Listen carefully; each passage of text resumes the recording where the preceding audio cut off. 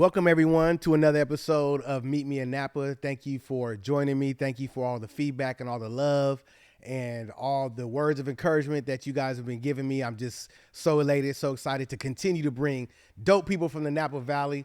I have a special guest here today, and Derrick Harrison. That's an inside joke. Derrick Harrison, brand ambassador of Matthaisson Winery.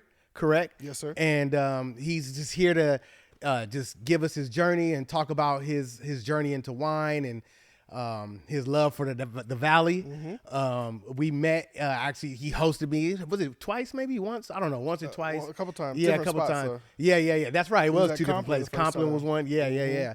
And Matthaisson. And so, man, beautiful place, beautiful winery. If you're ever in the valley, that's a great place to go check out.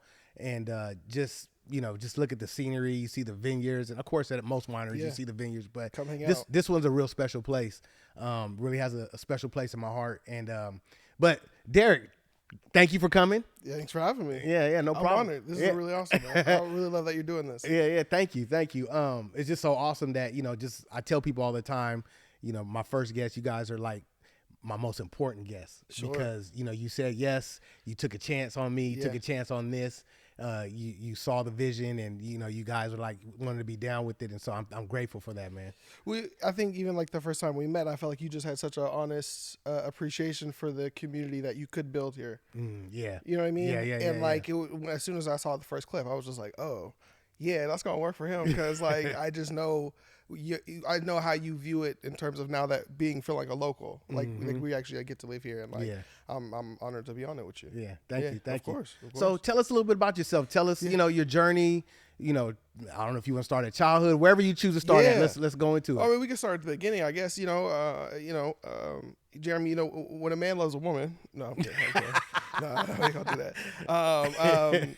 I'm from Sacramento originally. Okay. So Northern California has always been my home. All right. Elk Grove specifically, if people know it. Shout out to Elk Grove. Yeah. It's interesting. I've lived here in Napa now 4 years now. Okay. And I guess wine's always kind of been around. It's always been exposed to me in some way. My parents, would wine taste and things like that. Really great childhood growing up in Elk Grove. Older sister.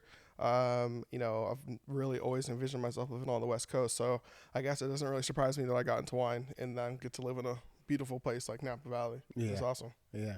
So you said your parents were into wine? Yeah. So we had an RV growing up, and our vacations were surrounded by wine tasting, fishing, or the beach, or any combination of the three that you camping can pull and off. different things like Which that. in California, like there's just a lot of there's that, all right? kind of places. Yeah. You got options, and so it's funny now. When I'm doing wine tastings now, I kind of laugh when I see children, because they get.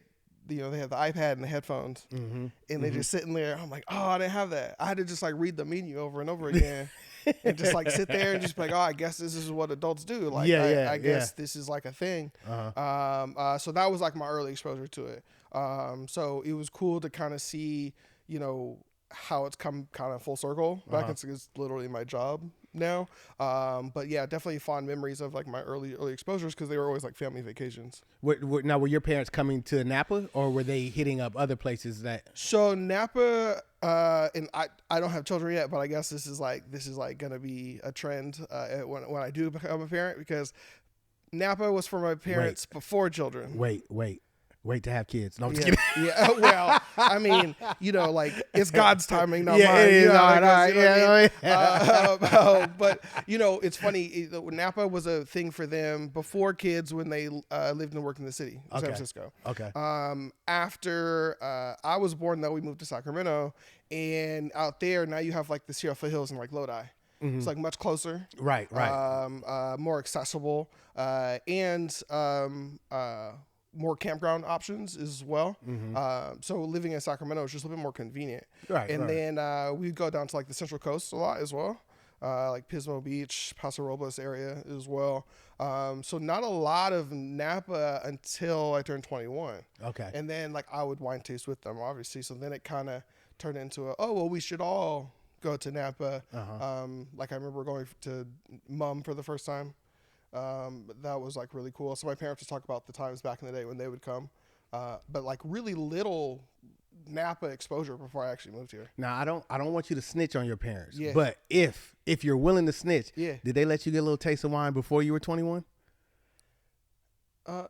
No. No? All right. He doesn't want to snitch on mom Nah, and dad. well, no. You know, it's funny. Oh, you know why I asked him before you go into Yeah. that? Because it's like such a thing, right? It's like you don't talk, but people sometimes, of course not too young, but let them have just a little sip of wine. You know what I mean? It's the Valley, right? You know, for sure, and like it's something that like I feel like again, I'm not a parent, but like I feel like it's something to a degree I might believe in, because like early exposure kind of kills the taboo of certain things.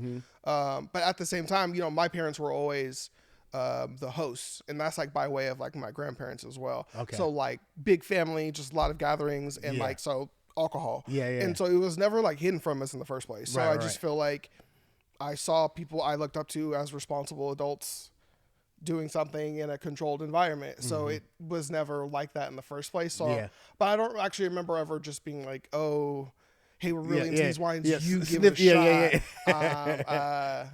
That was probably something like with the cousins at the barbecue, but like not at the winery itself. You know what I mean? True story. So my aunt Bunny, I love you.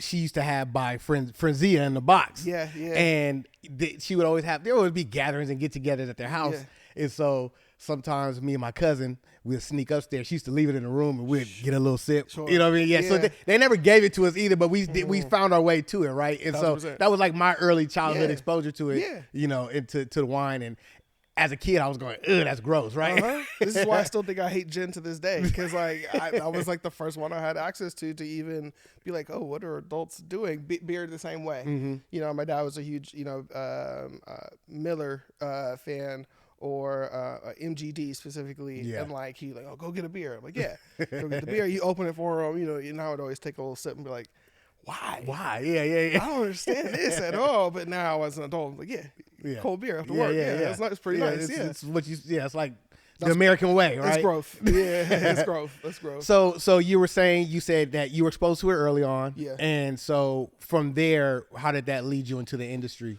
So, once you turn 21, okay, so now I'm wine tasting, whenever my parents do, right? And then, I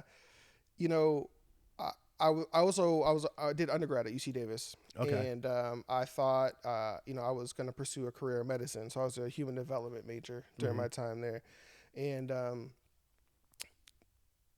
as I got older, it actually started with one winery who needed my help for an event out in Amador County. This is going towards Tahoe. Okay. And I just wanted to just do something and get paid in wine, and that felt cool. And then like you were just doing this for extra money? It was just showed up for a little gig and poured some wine, and that was like a lot of fun. I really loved it. And then I kind of got a little curious about the winemaking program at Davis. Okay. And then I actually inquired about signing up for it. This is up to my senior year. And what were you studying? I was a human development major. Okay, so you weren't into like what is it, viticulture thing? Not at all. Yeah, I was never in that program at all. I wasn't really paying attention at all. I was just trying to get my degree and focus on what my career was going to be. And then my senior year, I tried to get into the program, and my counselor called me into the office, and she was like, "You can't do that. You need to graduate." She's like, "If you mess that up, like, a lot of money on the table. That's more money. Yeah. What you doing? Like, go ahead, get your degree. If you want to pursue wine later, go ahead and do that." And so I took her advice. Got my degree. I wanted to be a physician assistant, so you need clinical hours to go ahead and get that. And was working as a nursing assistant, and that's kind of when I found my first legit part-time wine job in a tasting room. Okay. And that was just kind of like thrown into the deep end. That winery asked me, they were like, "Have you ever done this before?" And I said, "Nope, but I've wine tasted here before." And they were like, "Okay, just show up on Saturdays." And then that just kind of snowballed from there. What was the like the shift, like just okay, so you drank wine, you poured it, like, oh, I love it. What made you give up a whole college like track plan for that? Like what was it about it that made you fall in love with it so much to where you were willing to make that complete shift? It's interesting. I think sometimes it may not even be wine itself. Okay. Once I crossed the stage and I had the degree in my hand, I realized how much having a degree as a black man meant to me. But I felt like it was being placed in a field that just felt safe for my future well-being, not something like I felt committed to being passionate about. And once I had that degree and now I'm working full time and I'm just trying to grind my way to grad school, you know, I just realized that obviously there was already something kind of in my head to say, oh, go get this little cool side job. But once I had both jobs, working at the hospital and at the winery, I realized every day that I was waking up, going to the hospital, I was like, you know, I got to do this. You know, this is, you know, hey. Yeah, this is the way they say life's supposed to go. Day, yeah. You know, it felt like the American Dad on TV with the briefcase. It's like, you know, oh, this is my day. Yeah. But then every day after the winery, I was just like, oh my God, I can't wait. Wow. I wonder who I get to meet today. Wow. I wonder who I get to talk to. I wonder how much wine I'll sell. Like, Yeah. I wonder what the weather's going to be like. People are enjoying themselves. And then, like, I don't know, it was just that. It was just realizing that there was something that was just like, you know, it's going to sound corny as hell, but like, it's just like when I first met my wife, it was just like, oh, no. Like, I don't want to talk to nobody but you. You are now my best friend. This is it. Yeah. This is it. Right. Yeah. And so like with wine, it was something I didn't realize. Now, obviously drinking it with my parents, I know there were things I was picking up, Right. You know, like Barbera or Zinfandel is my first like favorite exposures into wine. Is the people though, is the storytelling. That's when I realized I was like, oh, like, wait, no, like I'm kind of good at this part. And that's the part I really enjoy. And I never had like a restaurant job or a hospitality focused job before that. Okay. So it was just never really in my mind until much later. And I just kind of thought, you know, you'd be at a wine tasting. I'd be like, not that you're bad. I just feel like, hey, man, I think I could do that a little better than this guy. Yeah. I think I could. I was gonna. You just said something. I was gonna say, like, I remember when we first, when me and my wife came and we met you at Complin that time, and you know, we just hit it off. I think it was because of the dreads. You know, For sure. Yeah. I told him before we got on camera. I said I wore my hair down today because I wasn't gonna let him bang on me. But you stand out a little bit. But yeah, we just kind of opened dialogue. Yeah. But on top of that, I noticed, like, you notice sometimes you meet people when they're in their respective fields, and it's not just about what they're doing, it's how they did it. Or you can feel that there's more to it than just a job. Yeah. And I was like, man, I remember we left and I was like, man, I saying that, like, he's really good. Like, you sold,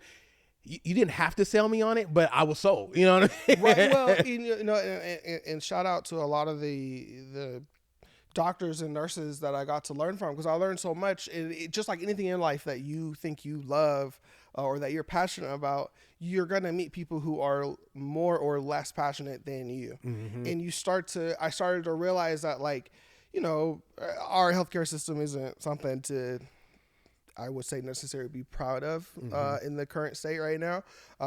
But there are certain doctors and nurses and physician assistants and staff in the medical field who I would see, you know, put on that cape and shed that doubt and put on their best in their day and in that work, because that's what they believed in. And even though I may have agreed with their intentions, I realized, like, oh, I don't have that same burning desire that you're carrying for this. Right. This is kind of just upsetting me, and I think I need to get out of here. Yeah. And so it just so kind of happened, I think, with me getting into wine, just being able to have access to it and through wine tastings, just made me realize, I was like, oh, that is kind of a part of hospitality that, like, you know what, like, that seems really cool. I really enjoy talking to people. Like, I always tell people all the time, I get paid to be me. Right. You can't beat that. Now, obviously, in the healthcare system, it's not about me. Right. Yeah. It's a service industry. Yeah. That's not the point. But in this kind of niche part of luxury and of beverage, I just feel like it just incorporates you just being able to connect with people.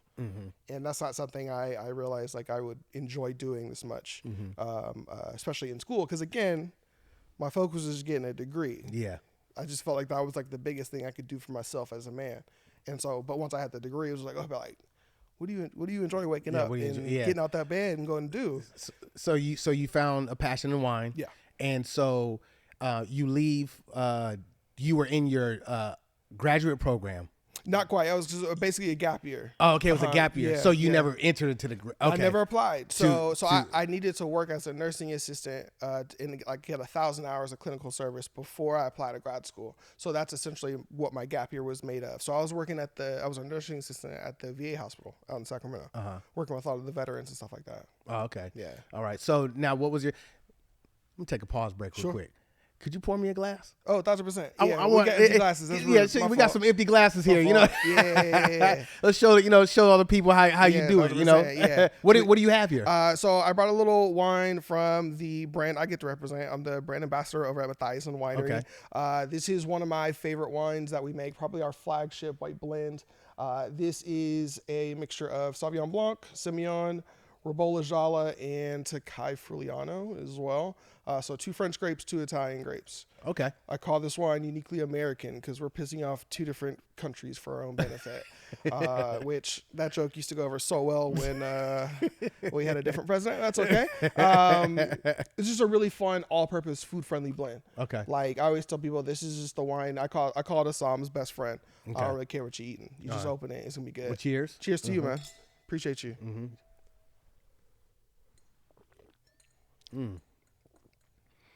I already knew. I've had it before, so I already knew I was gonna like it. I'm gonna, for anybody listening, watching, like I'm gonna pour you this wine. I love my job overall, but I was just telling people, you could just catch me at a bar, ask me what I do. I'm gonna reference this wine. I just have to. Well, you're the ambassador, right? It is literally my job, but at the same time, this is my baby. I love this one. It's one of my favorites for sure. So you are now into you talked about Davis and you had the gap year. And so where did you do for that point? How did you enter into, what was the next move after that? So in the gap year, working at the hospital, here's the thing. I was working at the VA hospital, one of very little male nursing assistants over 6 feet. So I was basically using a security guard. Okay. Got a lot of interesting characters in a veteran hospital. So even if you flinch at a nurse, like, okay, well, we need somebody to be in the room. Okay. So a contract worker. So they were like, well, Derrick, anytime you want to work, you can work. We'll give you overtime. And it was at this hospital in Yountville? No. So this is out in Sacramento. In Sacramento. Okay. Yeah. So the VA hospital in Sacramento is like one of the largest for like all of Northern California. Okay. So you get patients from all over, full blown hospital, the whole thing. And instead of just working there more, I was like, oh, you know what? They're basically letting me customize my schedule. I want to get a part-time job doing something else. And that's when I went out to Amador County and was just like, well, I want to find a winery. It just lets me pour wines on Saturdays. And I walked into, it's just funny. When I went out there for the first time, I dressed in my hospital scrubs. I was living with my parents at the time, and they thought I was going to work.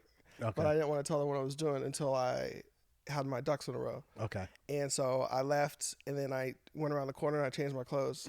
And then I went out there, and I hit up like 10 different wineries, and I just said, you guys looking to hire? I just want to work on the weekends. And one of them was interested, and that was just kind of like my first step into the door.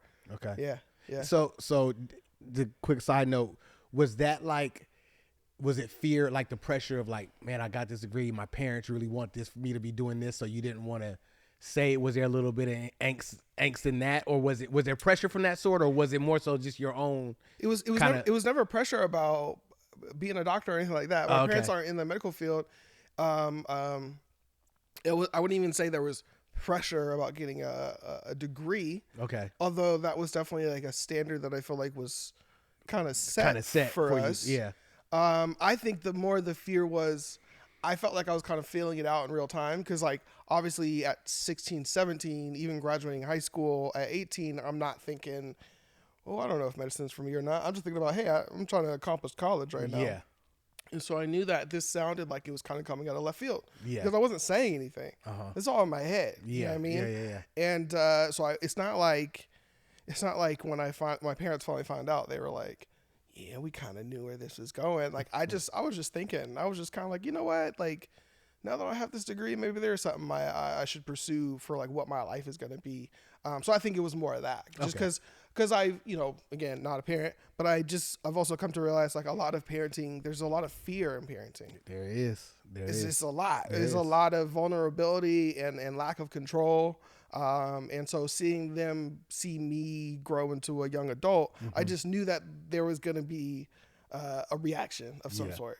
Yeah. I have kids, so by me being a parent, I think you have to, as a parent, you'll learn. This is some good advice. You have to trust what you instilled in them, and it might not turn out the way that you're thinking. Because as parents, we're like, "Oh, okay, you went to school." Then they're just automatically going to assume that was the career path you're going to take and different things. But when things pivot, as a parent, it's hard to, we sit back and it's like, oh, well, the first thing we start calculating is, well, how much money you going to make? Yeah.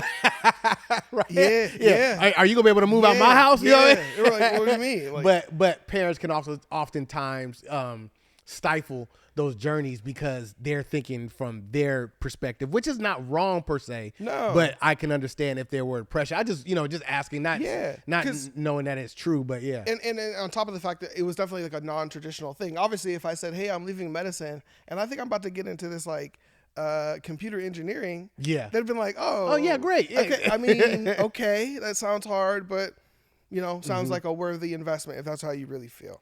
But you're totally right. Their first question was just like, so like money wise, like what's your plan? Like what's going on with that? Yeah. And I was just like, well, I mean, I guess I actually don't know, but this is the time to figure that out. If I'm going to be this young, like we should probably see where that's going to go. Yeah. But it was a cool conversation nonetheless. My parents were incredibly understanding. It took a conversation. Yeah. The of course. initial reaction was just like, the hell are you doing? Like, I don't understand. But by the end of it, they were just like, I mean, I still don't understand, but like, I get it. Yeah. You know what I'm saying? It was like, okay, we hear you. That's the part that I think they trust what they put in you and they've seen you. And so they trust your decision making at that point. Well, then it didn't even take long for them to see like just how my whole mood, my whole focus changed into something that was just beyond, again, trying to get the degree. Right. Like it was like, oh no, like he's like legit going to be choosing this. Excuse me. You're good. So getting back to where you were, so you left you were at the VA hospital and then you got the part-time job in Amador. Okay. And so what's the transition from there? What were you? I worked my first harvest in 2019, and for that same winery, and they offered me a full-time job. Okay.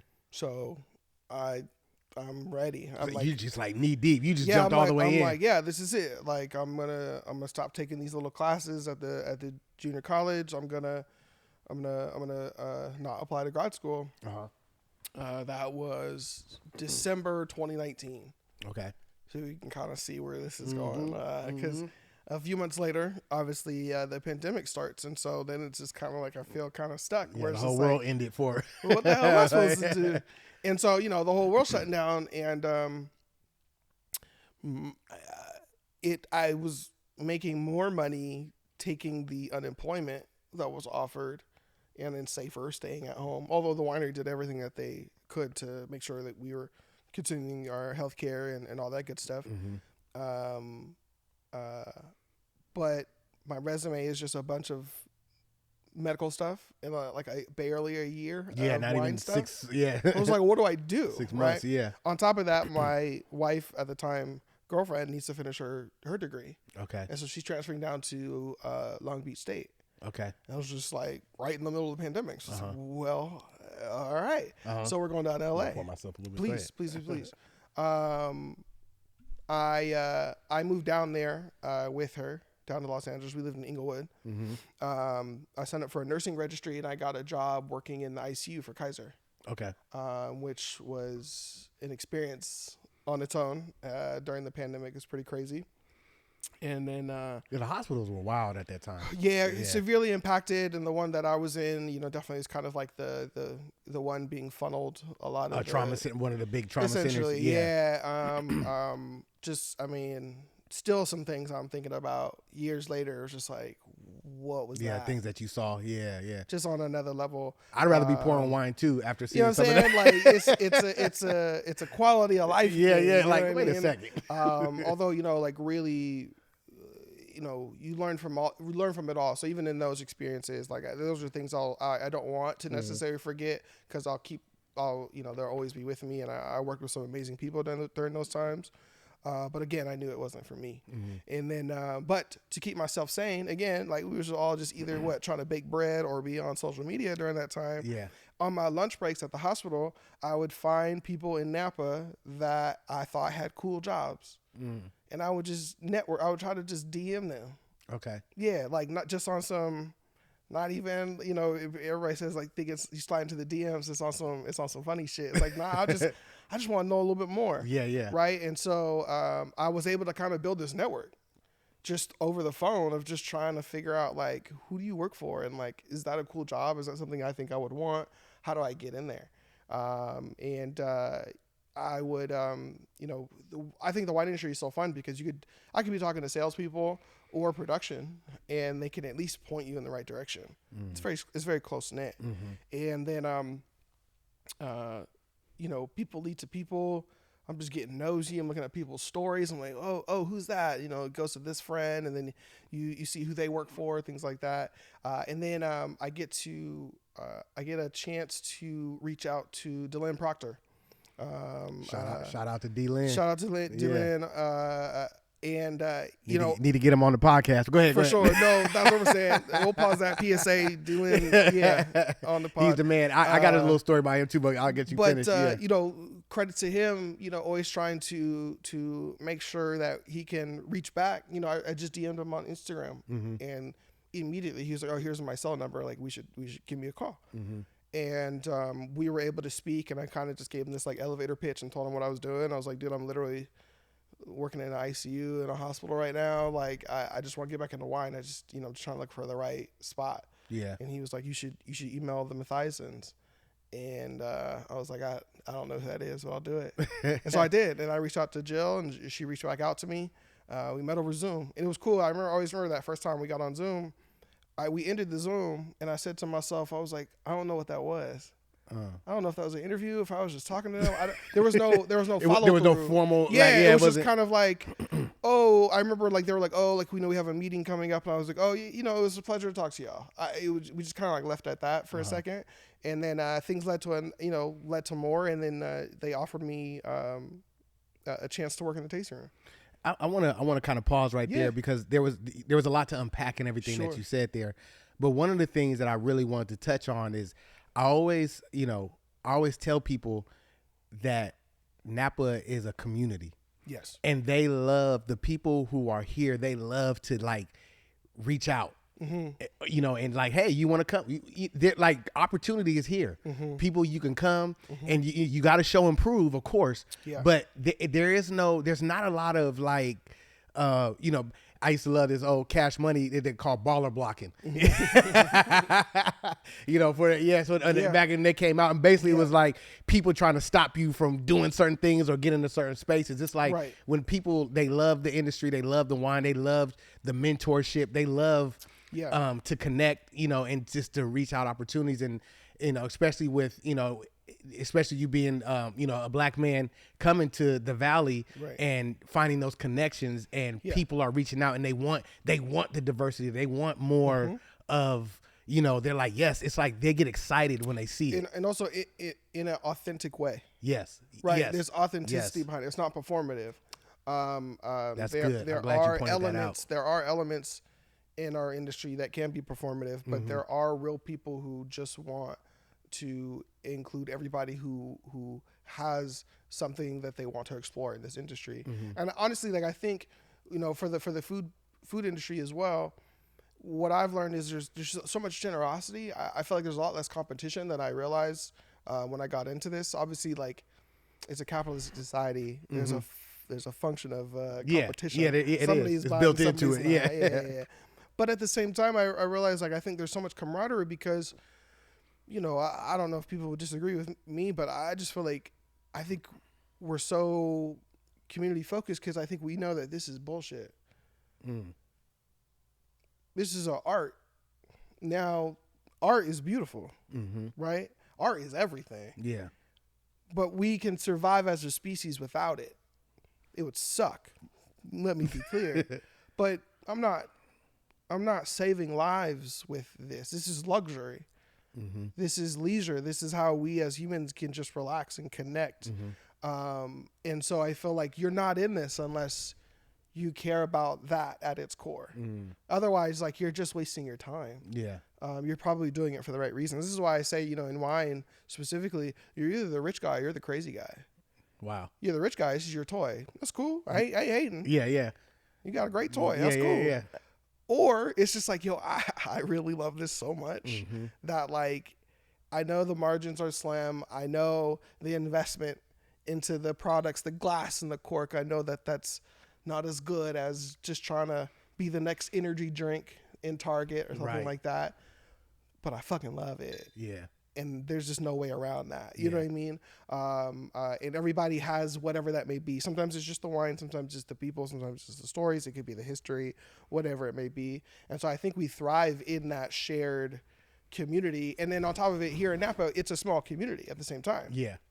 So it kind of feeds itself. It does. To a degree. And it kind of reflects where we are as a culture within food and wine as well. Like, just food and wine in general is just more accessible to people of color. We're taking it more casually, right? At a certain point in time, maybe it was just like a lifelong dream to try the French Laundry. Well, now there's a lot of people around the country who have access to a great restaurant in their city. Yeah. Where it's just like, well, maybe I'll never get to the French Laundry, but like, yo, I had this restaurant and it was on Food Network once, or like we heard about it, it could be like that as well.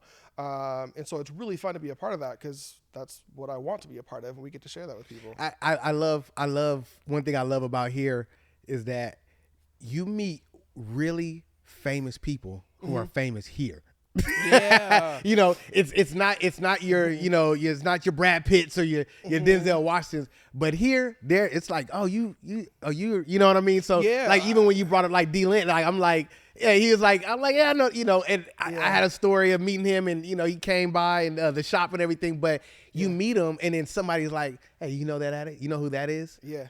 And I think that's dope when you get the, who that is kind of thing, and I've been around a bunch of people a bunch of times after interacting with them. Maybe I'm at a restaurant or and then somebody say, hey, man, you know who that is? It's a lot. And I always tell people when I first moved here, I would be self-conscious to wear my Matthaisson t-shirt. Because if I was in downtown somewhere, somebody would be like, oh, like, do you work there? And I'm like, yeah, I work for the Matthaisson. It's like, oh my God. Yeah.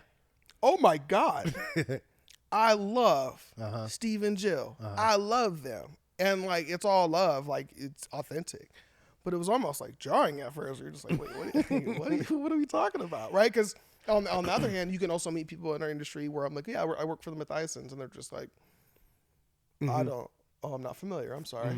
Right? And so it's kind of like music, right? You can have your favorite, you get your favorite genre. Right. But there's so much out there that everybody can be passionate about music in general. But that doesn't mean, it's like being wine famous is like interesting. Yeah. Some people are all about it, and some people are like, oh, I don't know that guy. I've been out to dinner sometimes, or somebody's like, oh my God, that's such and such at the table. And I'm just like, I'm sorry, I'm not familiar. I don't know what you're talking about. Yeah. Well, it's fun. It's fun. I've had that. I've had that happen a few times.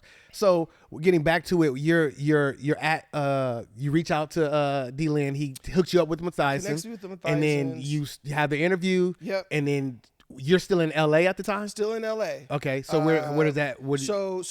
So for reference, this is now like February, like late January, February 2021. Okay. Vaccines are just coming out now because I work in the hospital. I'm the first to get vaccinated. Okay. Now I'm also a contract worker, so I'm already peeping game. I already know that once the public gets vaccinated, the numbers go down. I'm gonna get laid off because I'm being paid a lot for this specific pandemic, right? So I was like, I need to get to Napa before interns come for summer. And so I'm talking to Matthaissons about this, and they offered me the job to come sell wine. Now, they didn't really have like a full-time tasting position before the pandemic, so this is kind of new for them. And they were like, we would just love to have you on the team. We feel like you're going to be able to really talk about our wines in a way that like we want you on our team. And so I said, yeah, just give me 30 days. I'll figure it out. Okay. I'll just figure it out. So I found the least creepiest room for rent on Craigslist. Shout out to Andrew. He's an angel. He took care of me. I found when I moved out here, we found our place on Craigslist too, and I was so skeptical about Craigslist, but I guess Napa's Craigslist is a little bit different. Yeah, you just never San know. Francisco's or something. You just never know with the internet, right? And like I was like, I literally just need a room because I knew I was going to move before my wife. Okay. She needed to finish her degree, so we didn't know what that was going to look like necessarily. Mm-hmm. And so found the room, packed my car, stuffed the hell out of that thing. Now, how did she feel? So there was just like a lot of uncertainty to a degree. Obviously, it was a huge change. It's not before the pandemic when we knew going to LA for school was a thing. Obviously, that's not what we envisioned, but obviously we weren't envisioning a pandemic happening either. And this just kept once I was offered the job, the more it just became clear that this was going to be a big opportunity for any type of potential I could have in this industry, especially because the restaurant industry was not ready to open back up in Los Angeles. So living in LA, that would have been my next opportunity was to be like, okay, let's just try to network with Psalms. Yeah, Psalms getting to the wine industry. Nothing was happening. Mm-hmm. So it was just like, well, I think we need to at least see what's going to happen. And because we had the ability to be separate in that moment, be in separate places, it was like, well, let's just see what happens. At the same time, when people ask like how long I've been in wine, I always remember it's like, well, it's around the time I met my wife because I had to have that moment where I was like, you realize it's like, oh, like this is a thing. Like we're talking now. Yeah. I remember having to tell her, I was like, hey, this is going to sound really crazy and kind of like wishy-washy, but like I'm about to pivot out of medicine into wine. But we just met, so I don't want you to think like she was like, I thought I was about to get a doctor. Yeah, right. I'm sorry. I just don't want you to think like I'm just like super like emotional and just like making these weird decisions. I was like, this is something I've been working on. It's like we're just kind of meeting right now, so to speak. So I think she kind of understood like where my passions lied and how big of a deal this could be because of who I was meeting. I mean, we've never met Dylan at that point in time, but just him being able to help me in that moment and just being able to understand who he is. And then, obviously being able to read about the Matthaissons and their impact on the industry. It was just like, oh, well, this seems like too good to pass up. Like we the stars aligning. Yeah. We got to see what's going on. But then we lucked out anyway. Her whole final semester was all online. And then at the time she had a work from home job. So it worked out. Okay. So it's just like, then we found an apartment, I don't know, 3-4 months later. And then we've been here 4 years now. Wow. Yeah. Wow. That's incredible, man. It's been a hell of a journey. Yeah. Yeah. It's fun. So tell me so you get to Napa. So you came before her. And then she comes how soon after? Probably like 3 months 3 later. months. Yeah. Okay. You was on the phone crying, baby, I miss you. A lot of FaceTime, you know what I mean? Like, but we made it work. We made it work. Yeah. So you get out here and now you're working for Matthaisson. Yeah. Okay. And I know that you're passionate about it, but there had to be some type of learning curve, or was there any struggle in that transition? Talk about that a little bit. Man. What was it? Okay, so for reference, like the Matthaissons like are we're the cool weird kids of Napa Valley. We just do things differently. Like we're just our style of wine, the varietals that we choose to use, it's very intentional. It's very authentic to the style we want to show you. And so even in those few times my parents did expose me to wine in Napa Valley, Steve's making wines on the complete opposite end of the spectrum. Okay. These are definitely more of like a European approach. It's light, it's bright, it's really fresh. I knew about like organic and sustainable farming. I was not aware at the time of Steve's impact in that he, helped write the first sustainable grape growing handbook ever published in California in 1999. Wow. So this man was setting the foundation in terms of published work on like how we think about sustainable farming today. I didn't realize. Yeah. Well, I mean, now years later, it's like, oh, of course, like Dylan would know these people. Yeah. You know what I mean? Good people are connected to good people. It's just, I was just very new to this. And so on my first day, I told Steve, I said, I've never had your wines. I don't know who you are. You know what I mean? We've met, we talked, but I was like, I don't know who you are. And so he was like, well, okay, we'll get together. We'll drink. And so we got together at the table. Is that the best way to learn wine? Don't make deep in. Oh, you don't know how to swim? Yeah, you don't know how to swim? Yeah, let's Kick see. in the water. Yeah, all right, let's see. And so, a table full of wines. He said, "Go grab your notes." I said, "I got you." And we had our spit cups. That's lesson 101. Yeah, like, got to get the spit cups. Spit cup, like, because I'm drinking all these different wines, and he's just telling me all his backstory, and it's cool. Like that's the best thing about Steve. He's just like he's a great storyteller. And he can talk to anybody. And so, you know, I got to be thrown into that deep end, but like I had a lifesaver. You know what I mean? It was easy. And so I just like picked it up. And so I would regurgitate everything he said.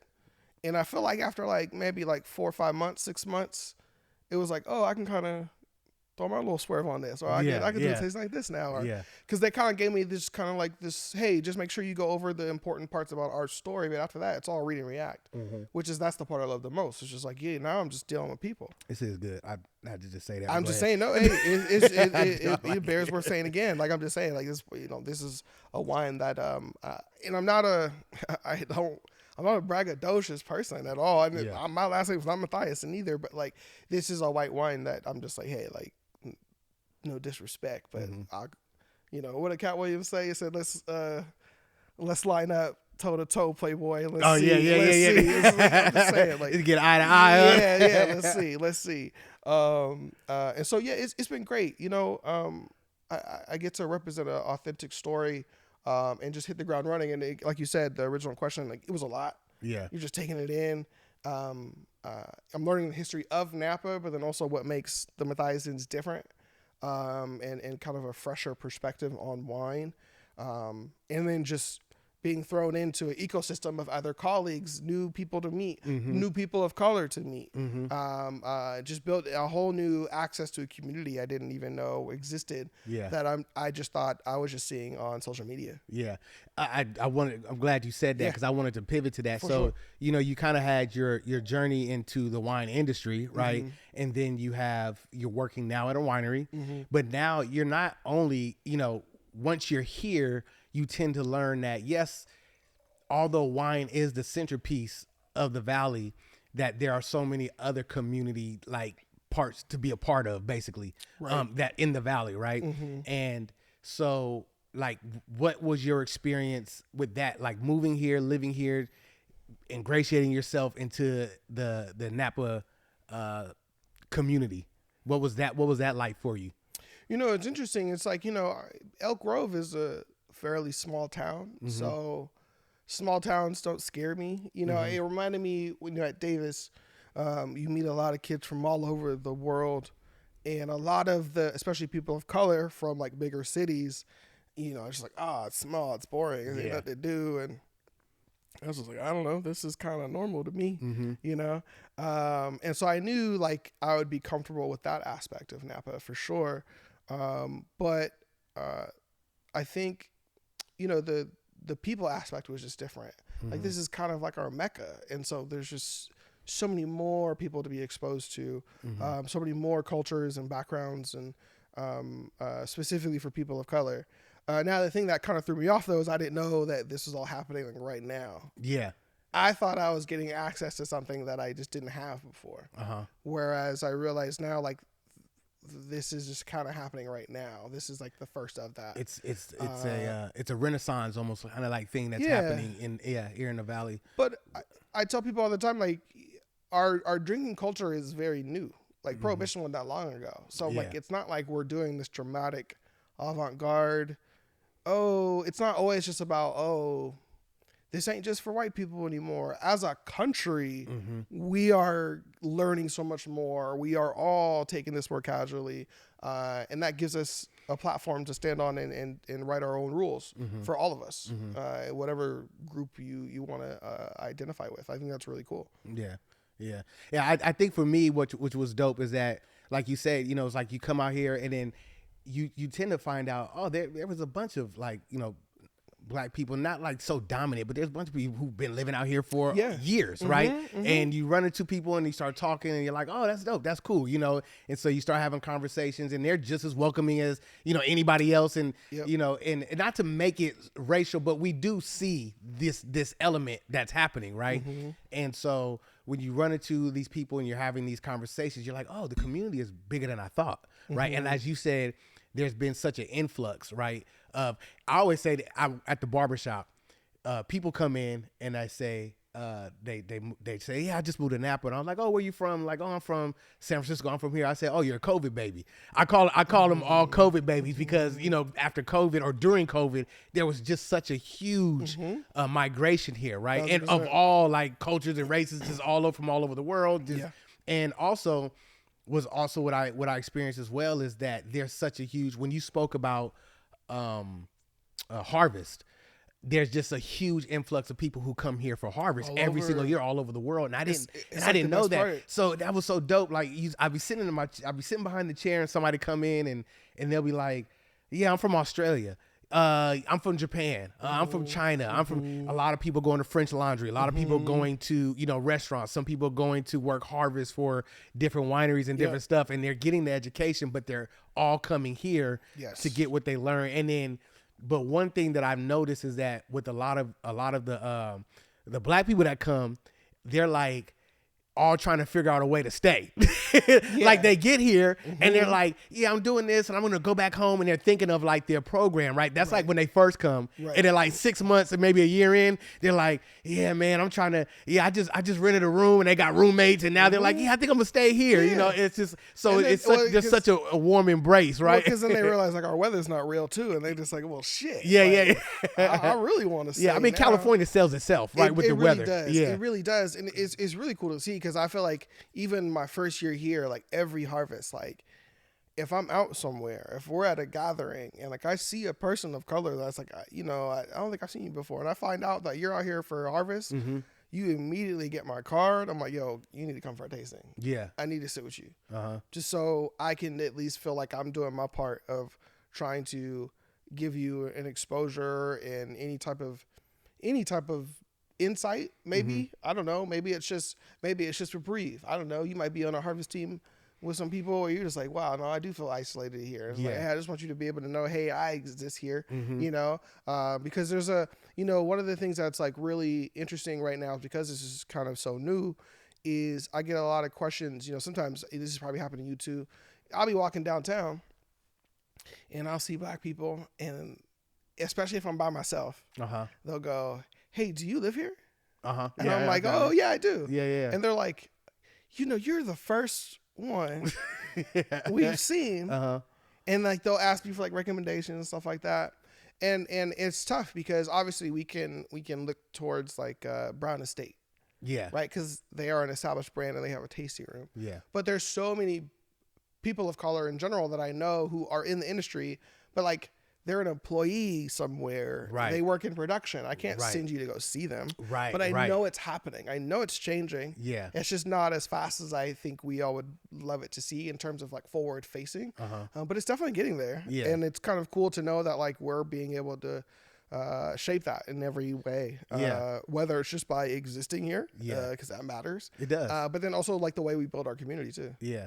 Yeah. Even existing here, like I think it's needed, like more so than just coming and taking what's here and then taking it back. It's like coming here, staying, plant your flag, be a part. I vote here. Have the relationships. You know what I mean? Like like you said, I vote here, all that. You know, I've said it on other ones, so I don't want to keep repeating myself, but it's just like when I go into places and people recognize you at the bartender at restaurants or, you know, all this different kind of stuff. It's like there is no, in my personal experience, you know, I can't speak for anybody else, but in my personal experience, I've met great people and I met assholes. But when I was living in Fairfield, I had met great people and I met assholes. Yeah. And when I was in San Francisco, I met great people and I met assholes. You know what I mean? It's like there's no elevated or under experience that I've had that's more or less than anywhere else. Right.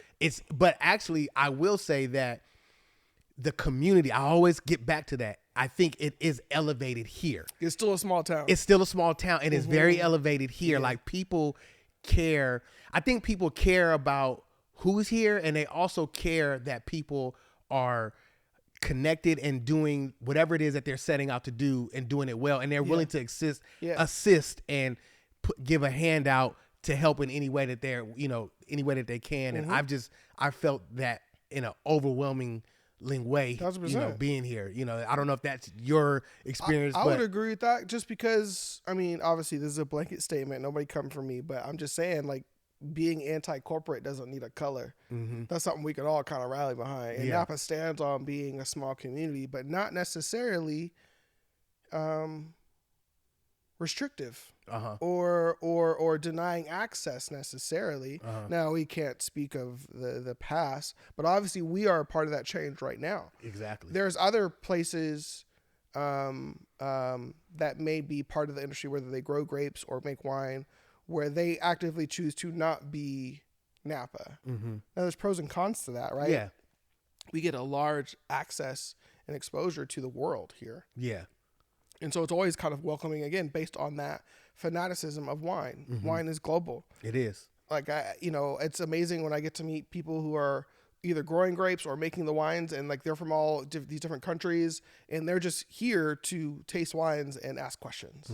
You know what I mean? Whereas like the opposite would be places where it's just like, maybe they just grow grapes, but there's no tourism there. Well, yeah, that's probably where you're going to see probably more of the what you doing out here type of vibe. You know what I mean? Yeah. And so I love that about Napa. I love that. I think I always tell people that the advantage for me and my wife is when you want to step out and enjoy California, which I feel like, we all pay too damn much in this state, Man, too to not damn enjoy much. it. Yeah. Now, I'm not saying just throw it in the bag. Yeah. It's just sometimes you have to understand, like, hey, like, this is life, bro. Like, I got to enjoy this. I always remind myself, I don't want to move from here. And then my future grandchildren are like, so what was it like? And I'm just like, well, it was expensive, so I didn't really do much. It's like, nah, bro. Like, I'm going to take the time. I have some dope stories to tell them. I'm going to take some of my tip money. I'm going to take my wife out for a nice dinner. Like, because these are the moments that, like, we're going to look back on that, like, were really impactful. But I love the small town. Yeah. I love that. Like, I get Mondays off. So Mondays are great because it's like I still just live in this small community. I love to go grocery shopping and to see normal people and things like that. But at the same time, maybe you're at Bottle Rock and like Snoop Dogg's going to be there. Yeah. Or, we have the Blue Note Festival and, Erykah Badu's going to be DJing. And it's just like, yo, we get all these cool things in such a beautiful location too. Right.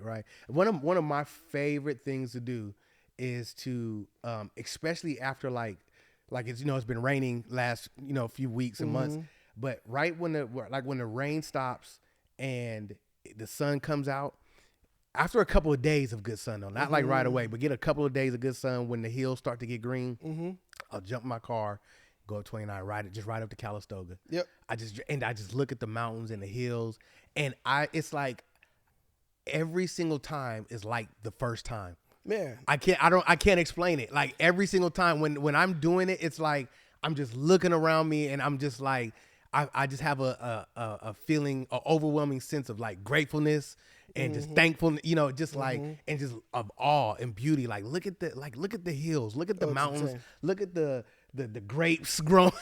Like I'm just like, and then I go right up to Buster's Barbecue or I go downtown to Calistoga, stop at a bar, stop at a place to go eat. And just to have, it's more so about the drive than anything. That's what I'm saying. Yeah, and then I'll take the Silverado Trail back home. Yeah, I just do the whole loop. You know what I mean? And it's so beautiful, man. I tell people all the time, it probably took me, especially because of the environment I was leaving in LA, working in the hospitals.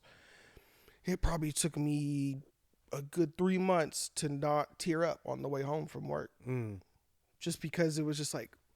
No, shout out to LA. Loved it. Yeah, no, loved LA's beautiful. Yeah, I love it too. Inglewood was, oh my God, so great. So great to us in the time that we needed it. So much love.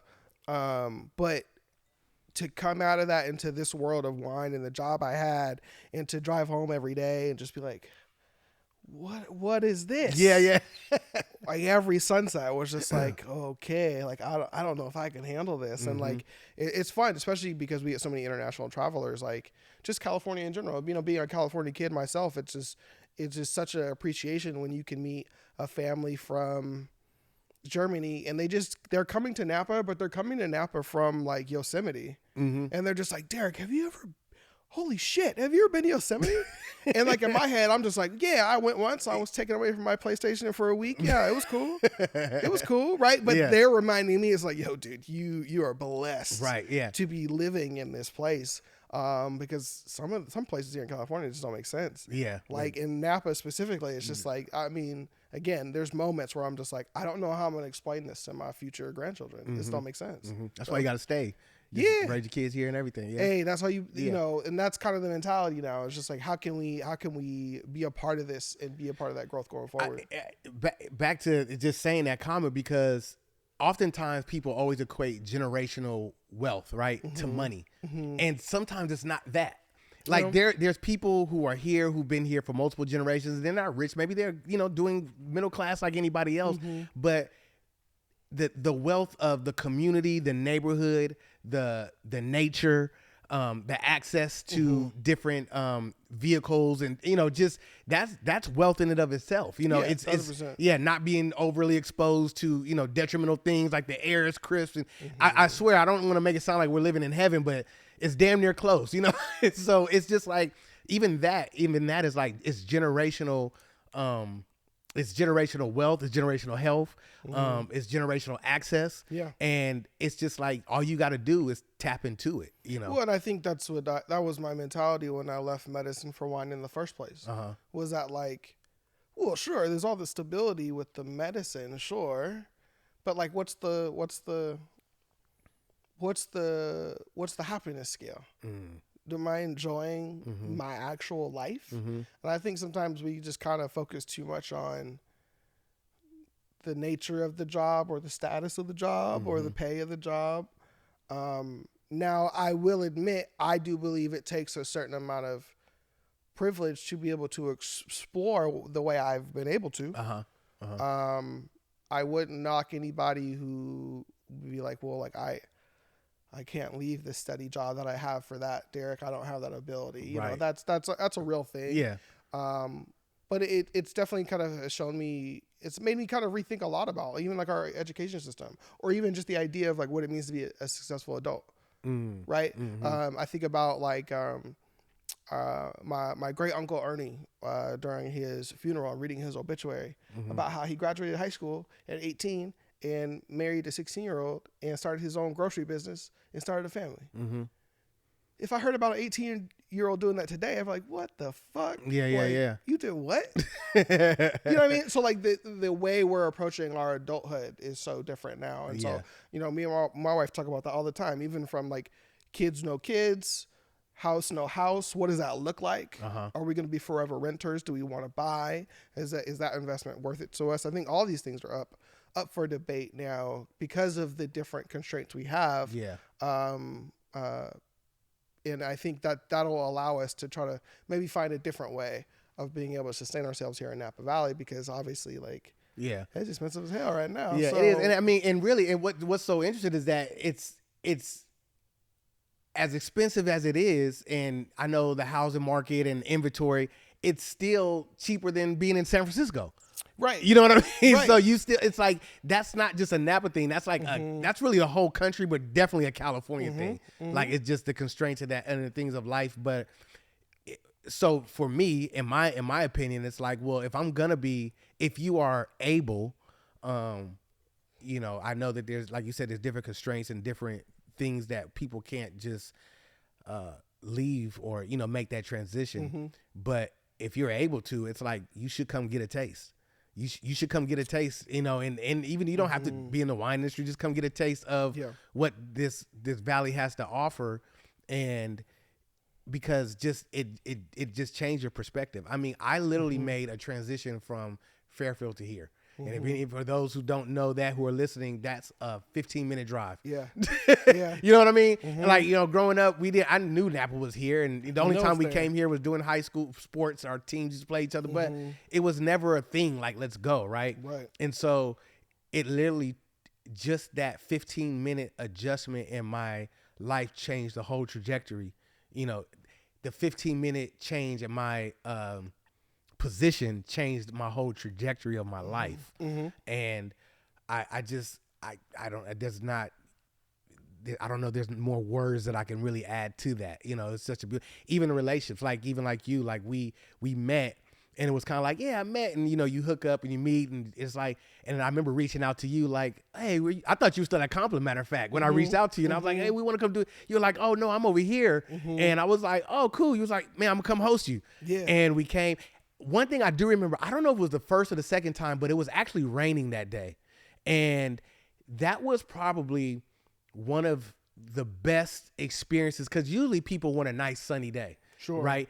And I think that it wasn't storming, but it was rainy weather. And that was so beautiful to be out there while it was raining and like looking out at, while the rain was hitting. And it was like, so I know people oftentimes get discouraged when it's wet or cold outside, but I would encourage you to go and still do those tastings if you have a nice view. It's just as breathtaking. Well, and also like our winter isn't a real winter in the first place. Yeah. And so I always tell people, it's like, of course it's California, you want the sun, but I think especially at Matthaisson, I feel like the thing that we take pride in is being able to share our passion and our story, but in a way that's comfortable for everybody.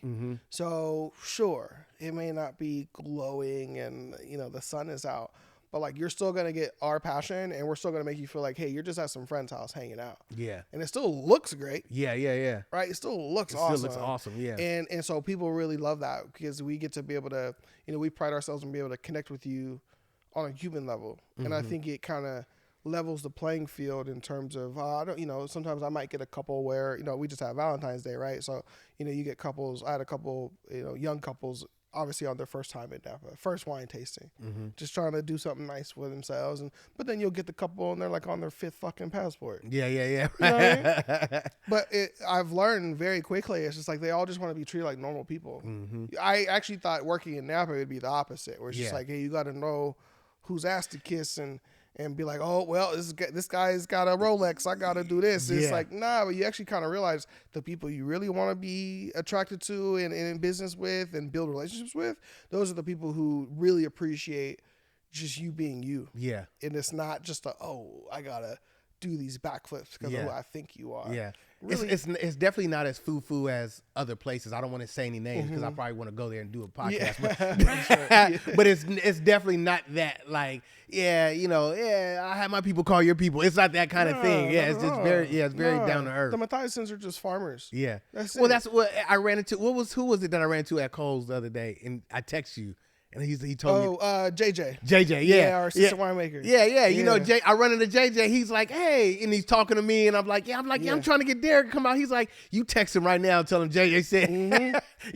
Shout out JJ. Yeah, shout out JJ. And it was like one of those things that when I text you, you were like, we laughed, even though we already talked, we were going to do it. Yeah. But it's one of those things like, he just like, tell him to get on there, man, and make it happen. So it is the relationships, for the most part, are really genuine, and nobody wants to paint like a perfect picture, like everything is always going right and perfect, but it's just a beautiful thing. Yeah, 1,000%. We're not painting with broad strokes here. I want to make it clear. Yeah, I'm talking big because I know what Matthaisson stands for. Yeah, I'm not saying that for the rest of the industry. I feel like that. I feel like that's the benefit that I get being the brand ambassador, because as a team, as a brand, that's what we stand on. There's definitely some others that don't. Yeah, but again, I'm not worried about that, because again, this is a pivotal time in our market where there's a lot of doom and gloom, but I also feel like this is kind of where we kind of get to rewrite the rules on what matters. Right. And what matters is authenticity. Yeah. What matters is intentional product that is made by intentional people, and not just people getting a tax write-off on their business. You know what I mean? Things like that. So, I think that's definitely kind of where we get to stand out. Yeah. For sure. So, you're at Matthaisson, brand ambassador. What do you've only been here for what, 4 years? You said 4 years. 4 now. years. It's flying. So what's your future endeavors, or where would you like to see yourself go? Yeah, tell Matthaisson that you want to get that COO position. No, just kidding. For sure. Yeah, which camera I look in? This right here. No. Yeah, right in the middle, right there. It's funny. It's wine has shown me so much. So much. There's jobs going into this I thought I wanted, and now that I work in wine, I'm like, ooh, no, I don't want that. There's friends that I have that have other jobs where I'm just like, oh, that's not actually as cool as I thought it was. There's other jobs I didn't know existed that I'm like, oh, that's really fun. But at its core, I tell people two things at all times. The things that matter to me most is I like getting paid to brag about other people's hard work. I'm a storyteller. I love wine. This is great. I love the connection. I love to share the story and the history and speak to the culture of wine, because that's how we unify all American wine drinkers. Because again, this is new to a lot of us. Yeah, a lot of us, regardless of color. And at the same time, I'm fortunate because this is not every winery. I get paid to be me.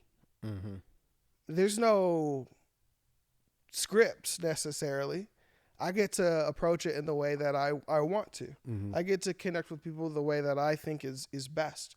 And if I can continue that with Matthaisson, that would be a blessing, because again, I honestly believe, obviously I know where my checks are coming from, but I honestly believe we are a brand that's poised to evolve with wine.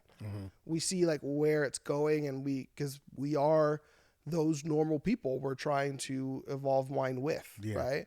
At the same time, Napa is very fascinating because you meet so many people. So I also kind of have this theory that like, well, what if my next job is actually not in wine at all? What if I'm giving a tasting and like some dude who works in sales for, I don't know, something real expensive. Yeah, some tech company or something. It's just like, yo, Derrick, like, I just need you to be you. Yeah. I would entertain any opportunity to get paid to be me. Yeah. I feel like, once I looked at it that way, I realized like I felt like I had a cheat code.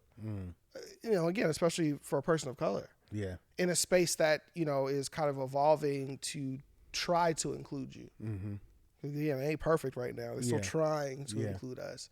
And so, wine has shown me skills that I didn't realize could be open up other doors to me. Okay. So I'm always going into eyes wide open because that's what I had to do when I left medicine. So I had no choice. So it's just kind of, just going to learn everything. Because you can't go back to school and then do the wine thing now. Like, you need to get a job. Yeah. So it's just been eyes wide open, and kind of just in the mode of just never saying no, and learning where that goes. But obviously I have that confidence because I love the brand I work for, and I get to work for a great brand. And so that's a huge advantage. You know what I mean? When I feel like I'm not being pushed out the door or feel like I'm being stifled in any way, it lets me evaluate me, and it allows me to evaluate the industry and the rest of the world in a way of like, I can still use my passion as the barometer. See what I'm saying? Yeah. So like, if it comes down to it, you're a hell of a salesman.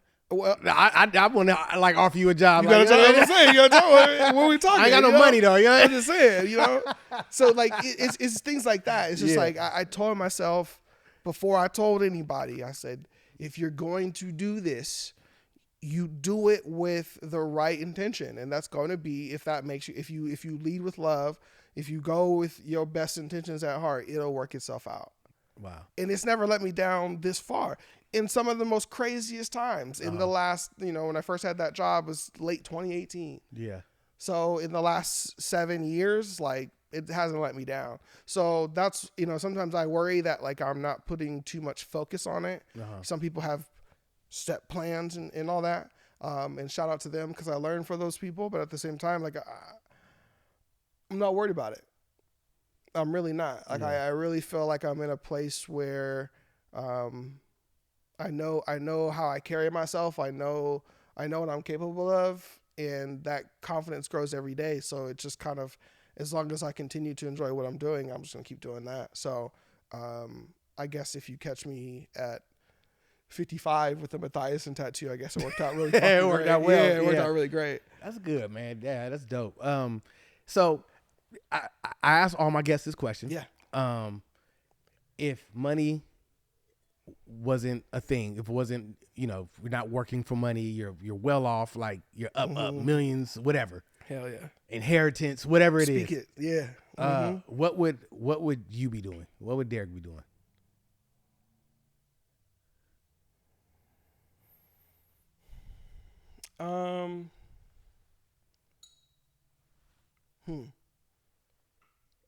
I would He's a thoughtful man. You see how you pause? yeah, He's a thoughtful person. yeah, because that's a lot, right? Like it's again, it would have to be something with people. Okay. It would have to be something where I can bring joy, and I love the leisure space. And that could be, I mean, obviously I'm rich, right? So that doesn't mean, sure, maybe I could, I think if I'm rich, we're talking about like wellness houses. Okay. Everywhere.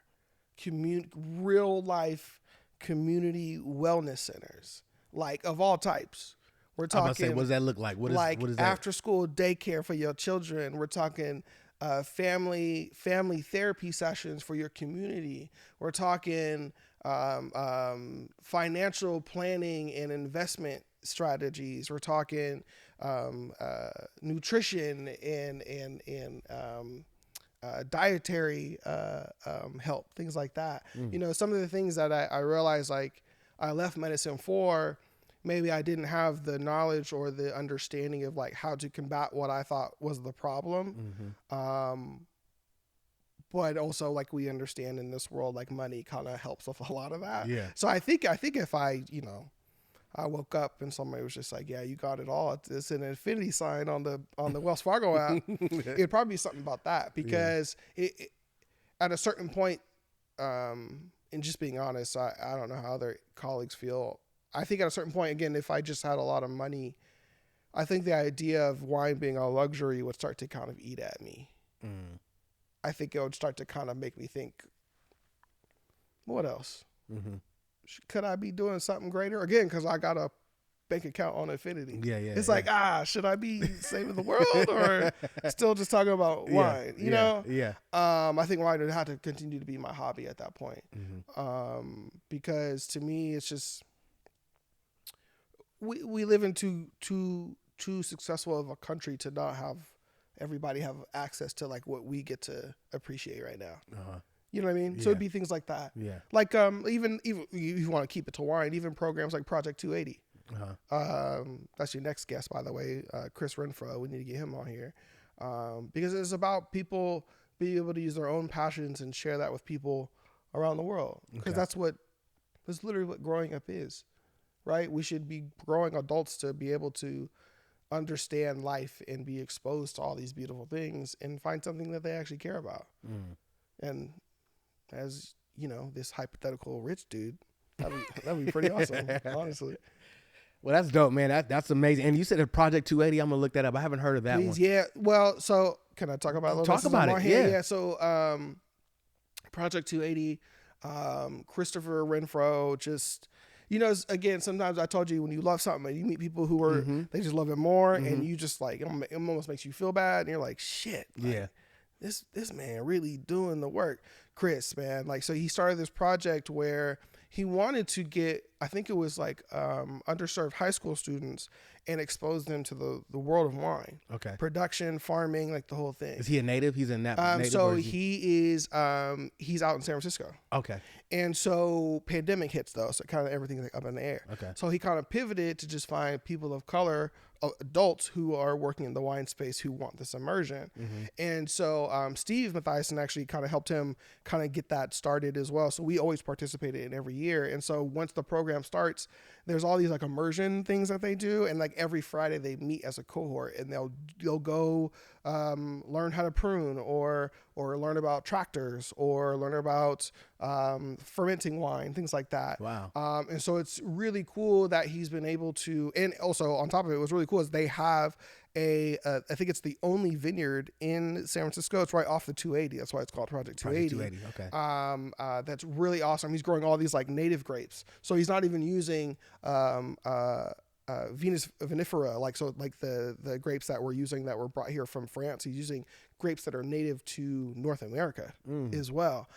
So really, really cool. And him and his partners actually just opened up a wine shop in the city as well. That's really, really cool. And just really for the community, for the culture, and you can tell when he's doing it, he's getting something out of it too. It's like, yo, this is what I really love doing. Yeah. You know, I even had one of my cousins go into it, who, you know, out of high school, just trying to like figure out what is my thing. Yeah. You know, what is it? Always kind of been into nature, animals, agriculture type things a little bit. And so he got to be in the program. I literally was just looking at his Instagram story. That man was brewing beer in the garage. I'm just like, he's got bit by the bug. Yeah, Like, this is how we do it, you know? That's dope. And so, but that doesn't happen unless we have these programs where we can expose people to what's possible. Right. Right. But at the same time, it's alcohol. So that's the tricky thing. With Yeah, alcohol, you can't do it too doesn't young. happen Yeah. until we're away from this obviously being 21, but you also kind of have to be in a space where, like, for me, like, school's not your focus anymore. Yeah. It's like you're just being an adult. Yeah. Right? It's not going to hit you till like then, and that's kind of the tricky part. So yeah, shout out to Project 280, Chris, just amazing human being. I got to meet this guy, man. Oh man, yeah, you got to introduce me to him. We're gonna Yeah. exchange information because he's the man for sure. Okay. For sure. Well, that's dope, man. Yeah. Well, Derrick, man, thank you for coming. Hey, thanks for having me. I'm so glad that you came. And Yeah. you know, every conversation I when I do these sit down, I just Yeah. get blown away every time. And you know, you're at the top of that bill. I'll talk with you anytime. Yeah. Huh? I'll talk with you anytime. Oh yeah, man. I'm gonna have you back. I'm gonna definitely have you back. Anytime. We got. You got Ask a lot my of... wife. I'll run my mouth. Shout out to you, babe. I love you. Shout out to your beautiful. What's her name? Simone. Shout out to Simone. I met Simone, and yeah, beautiful lady. And man, I see great things ahead for you. And I appreciate you. You know, and just cheers to you. Cheers to your family, your future Thank you. children and grandchildren who are going to be, Speak you know, it. farming and Speak on doing it. dope stuff in the valley. on Yeah, it. you know what I mean. So yeah, shout out to the Matthaisson family. Yes. I love that. If you haven't ever been to their winery or done a tasting, please come when you come visit. to the valley, come visit Matthaisson. They're really beautiful family. And I went into the room and they took me into where they make the wine. And one thing I wanted to touch on, I did. You said real quick before we go, you did talk about how he wrote the book on the sustainable farming. farming. When you were giving me that education at the tasting, I was really blown away because it was just so new and I never heard it. Right, I was been to many tastings and that was the first time I ever got educated on it. Which was interesting. Is right after that, my ears were open to people who were talking like that, right? And people who were like sometimes coming to the shop and I was like, oh, what are you doing? Like how you were talking about the behind the scenes.